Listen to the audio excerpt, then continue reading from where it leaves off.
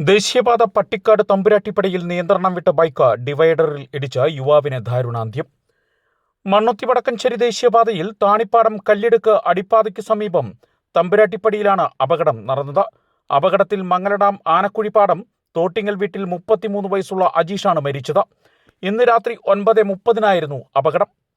മംഗലഡാമിൽ നിന്നും കാലടിയിലേക്ക് ബൈക്കിൽ പോകവേ കല്ലിടുക്ക് അടിപ്പാതയിൽ നിന്നും ഇറങ്ങിവരവേ ഡിവൈഡറിൽ ഇടിച്ചാണ് അപകടം.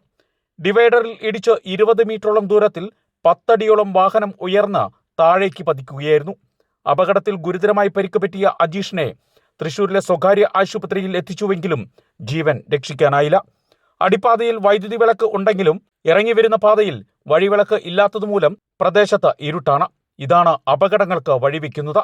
ദേശീയപാതയിൽ വഴിവിളക്കുകൾ സ്ഥാപിക്കാൻ നിരവധി സംഘടനകളും പൊതുജനങ്ങളും ആവശ്യപ്പെട്ടിട്ടുണ്ട് എങ്കിലും ഒരു നടപടിയും എടുക്കാൻ ദേശീയപാത അതോറിറ്റിയോ കരാർ കമ്പനിയോ ഇതുവരെ തയ്യാറായിട്ടില്ല. വെളിച്ചക്കുറവ് മൂലം ദേശീയപാതയിൽ അപകടങ്ങൾ ഉണ്ടാകുന്നതും മരണങ്ങൾ സംഭവിക്കുന്നതും പതിവാണ്. ഹൈവേ പോലീസും ഹൈവേ റിക്കവറി വിങ്ങും സ്ഥലത്തെത്തി മേൽനടപടികൾ സ്വീകരിച്ചു.